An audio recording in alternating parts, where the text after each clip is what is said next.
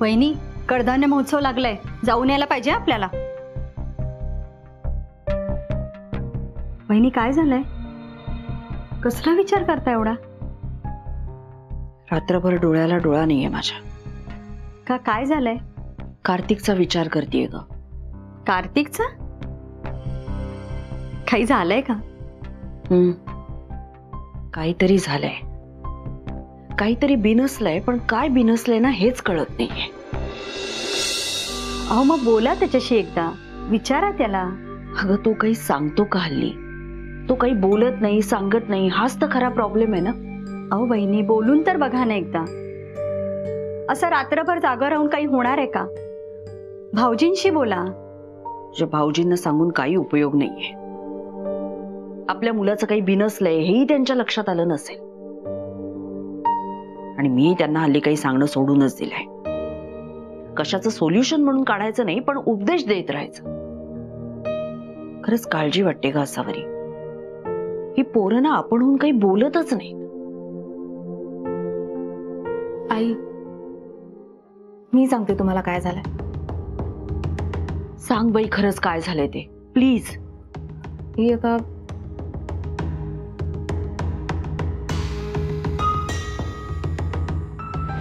माझ्या आजोबांचे शिष्य या नात्याने जे मी करतोय ना, ते अनेक वर्षांपूर्वी तुम्ही करायला हवं होतं, पण ते तुम्ही नाही केलं कारण तुम्हाला ते गरजेचं नाही वाटलं. विच इज फाईन, काहीच प्रॉब्लेम नाही. तो तुमचा कॉल होता, हा माझा कॉल आहे.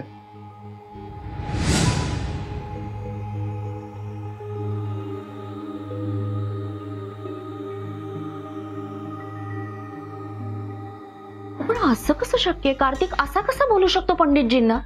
आई, काकू, आता मी तुम्हाला जे काही सांगितलं ना ते प्लीज आपल्यातच राहू द्या. हे सगळं जर का माईंना कळलं तर त्यांना खूप त्रास होईल त्याचा. अगं माईंनाच काय, हे सगळं ऐकून मला देखील त्रास होतोय. अगं असं कसं बोलला तो पंडितजींना? आई, मला मान्य आहे की सगळ्या गोष्टी चुकीच्या पद्धतीने झाल्या, पण कार्तिकला सुद्धा असं व्हावं अशी इच्छा नव्हतीच ना. हे बघ, इच्छा नसतानाही पंडितजींना बोललाच ना तो तसं. अगं पंडितजींना वडिलांच्या स्थानी मानतो, तो गुरु मानतो त्यांना. आई, या सगळ्या गोष्टींचा विचार कार्तिकने केला नसेल का? पण तो अकादमीच्या बाबतीत खूप इमोशनल झालाय. मला हे सगळं मान्य आहे ग श्रुती, तो इमोशनल आहे, अकादमी त्याचं स्वप्न आहे. पण पंडितजी एवढ्या पोटतिडकीने याला जर का विरोध करत असतील तर त्याच्या मागे नक्की काहीतरी कारण असेल. ते त्यांनी समजून नको का घ्यायला? आणि ते जे काही सांगतायत ना त्याच्यात तथ्य असेल ना तर त्यांनी तो विचार देखील सोडून द्यायला हवाय. वहिनी, आपल्यासाठी हे बोलणं खूप सोपं आहे. अहो इतके वर्ष कार्तिक हे स्वप्न बघतोय, असं त्यांनी अचानक सोडून द्यायचं? अहो त्यांनी काही विचार केला असेलच नाही यामागे. मला मान्य आहे असावरी, पण पंडितजींची जर का इच्छा नसेल तर ह्यानी तरी तेच कशाला लावून धरायचं मी म्हणते. वहिनी, माझं अगदी उलट म्हणणं आहे ह्या बाबतीत. अहो कार्तिकनी पंडितजींना समजून घेण्यापेक्षा पंडितजींनी कार्तिकच्या पाठीशी उभं राहायला पाहिजे ह्या वेळेस. अहो कार्तिक स्वतःच्या हिमतीवर पहिल्यांदा एवढं मोठं पाऊल उचलतोय.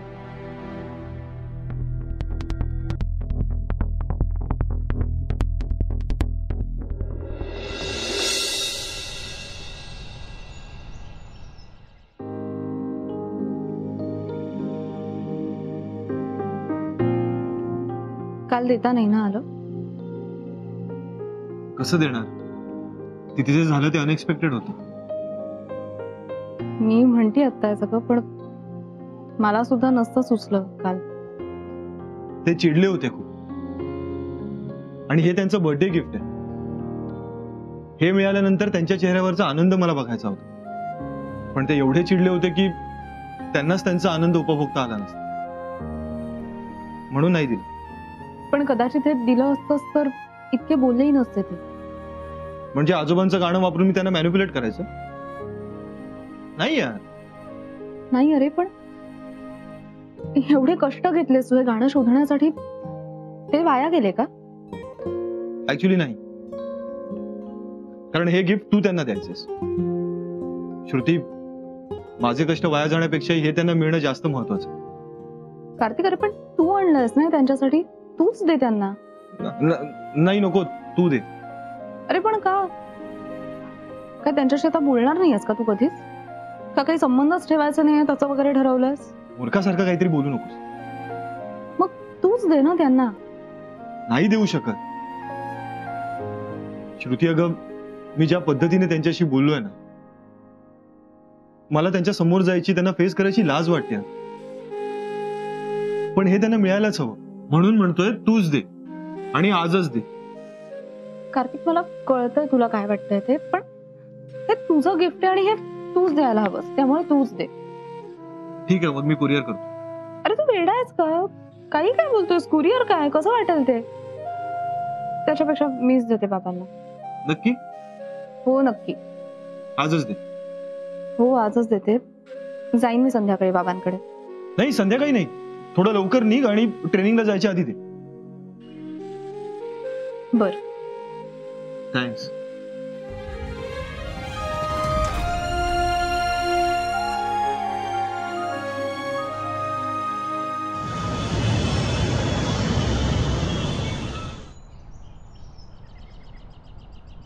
कार्तिक, बरं झालं तू इथेच भेटला. हे बघ, मी काही ना फॉर्मॅट्स शॉर्टलिस्ट करून ठेवलेत. ते जरा ते एकदा सगळं बघून नंतर. तू पंडितजींकडे गेला होतास? घे. हो, त्यांचा बर्थडे होता ना. कोणाला विचारून गेलास? तर त्यांच्या बर्थडेला त्यांना विश करण्यासाठी सुद्धा परमिशन घ्यावी लागेल का? विश करण्यासाठी नाही, त्यानंतर तू त्यांच्याशी जे काही बोललास ते डिस्कस केलं होतंस माझ्याशी? अच्छा, त्या अकादमीच्या ऑफर बद्दल का? हो, तू होतास ना माझ्या बरोबर जेव्हा त्यांनी त्यांचं मत सांगितलं होतं? ऐकलं होतंस ना तू? मग हे असं काही त्यांना विचारण्याआधी माझ्याशी बोलणं गरजेचं नाही वाटलं तुला? पण मी असं काही ठरवून गेलो नव्हतो. पण तो बोलता बोलता विषय निघाला. पवन, श्वास सुद्धा कॅल्क्युलेट करून घेत असेल असा माणूस आहेस तू. काय मला सांगतोयस की मी ठरवून गेलो नव्हतो? एक तर तू तिथे जाऊन जे काही केलंयस ना ते अत्यंत चुकीचं आहे आणि मला ते अजिबात आवडलेलं नाही. कार्तिक, हे बघ, मी फक्त त्यांना किती वेळा तुझा आगाऊपणा इग्नोर करायचा मी? अरे ते मला गुरुस्थानी आहेत आणि मला न विचारता तू त्यांच्याशी काही बोलून येशील? ऑफर दिलीस तू त्यांना, याचा अर्थ कळतो का तुला? मुळात मी अकादमी उभारावी अशी इच्छा नाहीये त्यांची आणि तू त्यांनाच पार्टनरशिप ऑफर करतोस. तुझ्यामुळे सगळ्या गोष्टी कॉम्प्लिकेटेड झाल्यात पवन. का लावतोयस डोकं? नकोय मला तुझी एक्स्ट्रा सर्व्हिस. आणि मला हवंय तसं काम होणार नसेल तर खरोखर आपण काम करणं बंद करूया. Okay fine. मी ठरवून गेलो होतो त्यांच्याकडे अकादमीची ऑफर देण्यासाठी. पण कार्तिक, मी हे फक्त आपल्या अकादमीसाठी करतोय आणि ऑफर खरोखर चांगली आहे यार. ते ठरवण्याचा अधिकार मला आहे आणि अकादमीचं स्वप्न माझं आहे, आपलं नाही. आणि ऑफर कितीही चांगली असली तरी कोणाला आणि कधी द्यायची हे मी ठरवेन, तू नाही. हे बघ कार्तिक, मला माहिती आहे त्यांना अकादमीची ऑफर आवडली नाहीये आणि तुझी त्यांच्यावर किती श्रद्धा आहे आणि किती प्रेम आहे हेही मला माहिती आहे. प्लीज माझं जरा 1 मिनिट ऐकून घेशील? कार्तिक, माझी अशी इच्छा आहे की तू अकादमीचं काम पूर्णपणे इन्व्हॉल्व्ह होऊन करा. आणि मला हेही माहिती आहे की पंडितजी ह्याला सपोर्ट करणार नाहीये, त्यामुळे तुझं लक्ष लागणार नाही. तू हाफ हार्टेडली काम करशील.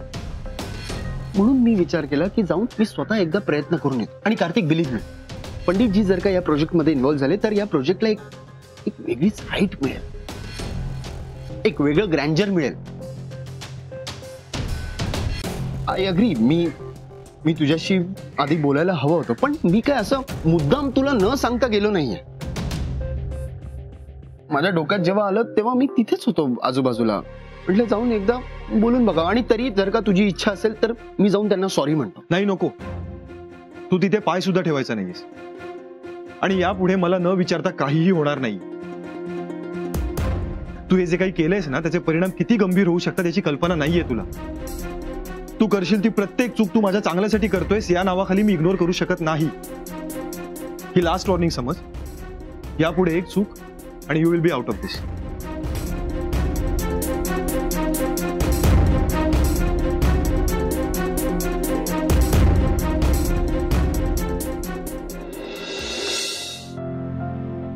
श्रुती बाळा, तू मला काय भेट दिली आहेस त्याची तुला कल्पनाही येणार नाही.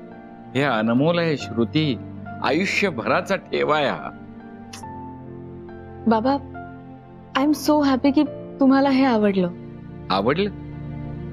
अगं शब्द नाहीत माझ्याकडे. एक वेगळीच गंमत असते श्रुती. मी तुलाही सांगायचो, आठवतंय? म्हणजे गुरुजींच्याकडून एखादी नवीन चीज ऐकून आलो की मी एकदम आठवतंय की घरी आल्यावर सुन्न बसलेला असायचंस आणि विचारलं की म्हणायचंस, बाप रे कुमुद, काय गातात ग गुरुजी. अंगावर काटा आला अगदी. बरोबर. आणि मी असंच समजत होतो की स्वरगंधर्वांची सगळी गाणी मी आजपर्यंत ऐकून मोकळा झालेलो आहे. पण नाही, आज हे गाणं ऐकल्यानंतर पुन्हा तेच भारावले पण मी अनुभवलं. तोच काटा अंगावर आला. ते बघ, आलं पाणी डोळ्यात. काय रे दादा, हे आनंदाश्रू आहेत. मला सांग, हे गाणं तुला कुठे मिळालं?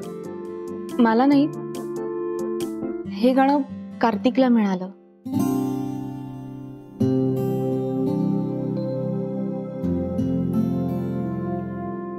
अरे वा, कार्तिकला? हो आत्या. तुला माहितीये त्यांनी अजून काय काय केलं? त्यांनी ना एक लिस्ट तयार केली होती आजोबांच्या सगळ्या मित्रांची. त्यातल्या काही जणांना, त्यांच्या मुलांना, नातवंडांना जाऊन तो भेटला. 2 दिवस ना नुसता भटकत होता तो. तेव्हा कुठे हे गाणं मिळालं त्याला. खरं तर बाबा, तुम्हाला बर्थडे गिफ्ट म्हणून द्यायचं होतं त्याला. वा बाई ग, अगं केवढी मेहनत केली पोरानं. हो आत्या. त्याला बाबा कालच द्यायचं होतं हे गाणं, पण मग आज द्यायचं. तू आणलंस त्याऐवजी त्याने द्यायला हवं. तो का नाही आला तुझ्या बरोबर? त्याला काय वाटलं, मी राग धरून ठेवेन मनात? नाही बाबा, तसं नाही. तो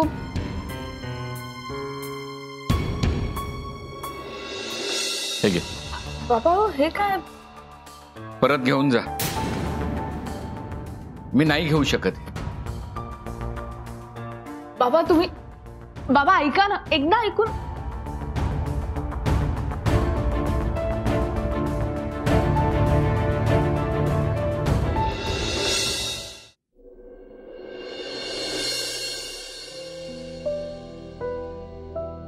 दादा चल जेवून घे. अरे जेवणावर कसला राग काढतोयस? तब्येत बिघडून घ्यायची का? तू जेवून घे. हा, मग तू काय असंच बसून राहणार एकटा? आणि काय होणार आहे त्याने? श्रुती गेल्यापासून पाहते मी इथे बसूनच नुसता. एक घोट पाणी सुद्धा प्यायलेलं नाहीयेस. मला नकोय का काही? छान ताण. हा ताण, अगदी तुटेपर्यंत ताण. हा नाही, तुला राग आला ना दादा तरी चालेल, पण हे जो तू वागतोयस ना ते बरोबर नाहीये. कुमुद तू जा. म्हणजे मी माझं मत मांडायचं नाही का? इतर कुणीच मत मांडायचं नाही, फक्त तुझं ऐकायचं? मी कोणावरही जबरदस्ती केलेली नाही. फक्त म्हणतोस, करतोस तेच. ते फक्त म्हणायचं मी दुसऱ्याच्या मताचा आदर करतो, मी प्रत्येकाला स्पेस देतो. हे आहे का तुझं स्पेस देणं म्हणजे? दिली होती मी स्पेस त्याला. तो म्हणाला मला अकादमी सुरू करायची. मी त्याच्या मताचा आदरच केला होता. मग काल एवढं बोलायची काय गरज होती? त्या हरामखोर जगताप कडून त्याने जागा घेतली तरी गप्प बसू का मी? दादा पण संपला ना तो विषय. मग का ताणून धरतोयस? विसरून जा ना. विसरलोच होतो कुमुद, लहान नाहीये मी. कार्तिकची एक गोष्ट मला पटली नाही म्हणून त्याला माझ्या आयुष्यात स्थानच नाही असं नाहीये. पण तो आज मोकळेपणाने आला असता, मला स्वतःहून त्याने गिफ्ट दिलं असतं तर ते मी आनंदाने घेतलं असतं. कालचं काहीही मनात न ठेवता त्याच्याशी आधी सारखंच बोललो असतो. अरे पण आली होती ना श्रुती. कार्तिक आला का? अंतर मी नाही तो वाढवतोय. कमाल करतोस तू दादा, उगाच गैरसमज करून घेतोयस. आता काल एवढं सगळं झाल्यानंतर तो कसा येईल तुझ्या समोर? थोडक्यात काय, माझीच चूक आहे. हो असं नाहीये दादा. नाही, घे घे, तू त्याचीच बाजू घे. पण मला कळत नाहीये आपण हा विषय का डिस्कस करतोय. दादा तू ना फक्त एकांगी विचार करतोस. तू मोठा आहेस पण तूही चुकू शकतोस. आणि ना या सगळ्या प्रकरणात तू एक गोष्ट प्रकर्षाने विसरतोस दादा, की कार्तिक श्रुतीचा नवरा म्हणजे आपला जावई आहे. पण सगळं बोलताना एकदा तरी मनात आलं तुझ्या काय वाटलं असेल पोरीला? तुला नसेल, पण मला तिची काळजी आहे. दादा, तुम्हा दोघांच्या भांडणात ना तिची घुसमट होतीये हे नाही का लक्षात येते तुझ्या? काढला पेनड्राईव्ह देऊन टाकला, याला काय अर्थ आहे? आता काय सांगणार ती कार्तिकला? तिचं काय होईल याचा काही विचार? दादा, एकदाच सांगते, नाही, तू तुझी तत्व जप, पण श्रुतीला त्रास झालेला मला चालणार नाही.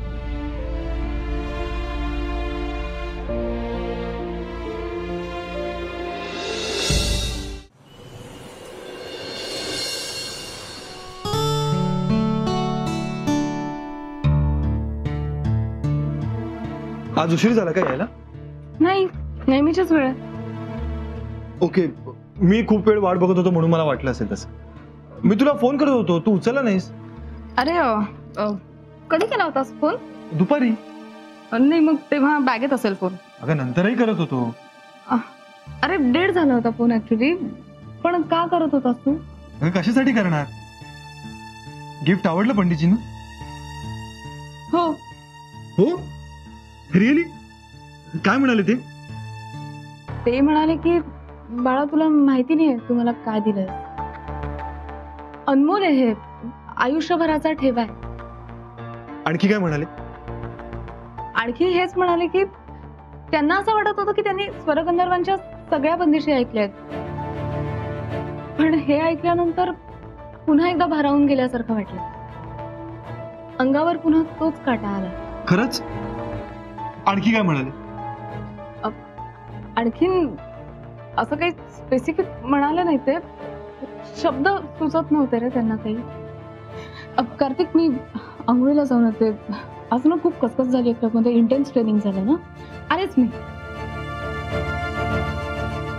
ओके.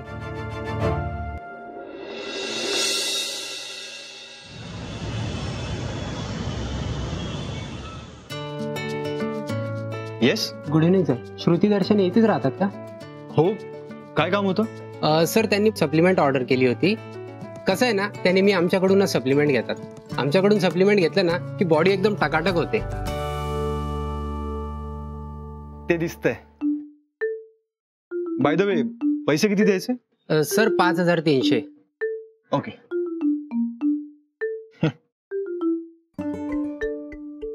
हे घ्या. सर, 300 चेंजन. ठीक आहे, तुम्ही हे ठेवा. हे द्या, मी आलो चेंज करू. हो सर.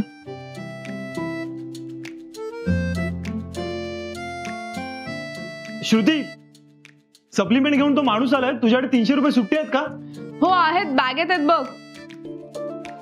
ठीक आहे, मी बघतो.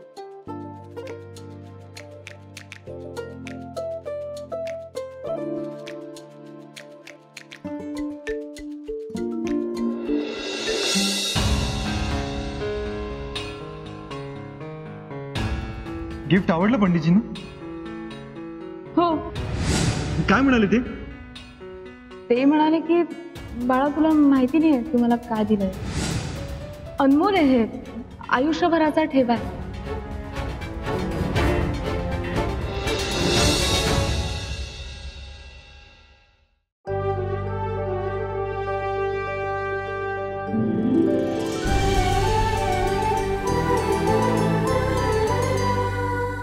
अधिक माहितीसाठी सोनी लिव्ह ॲप डाउनलोड करा.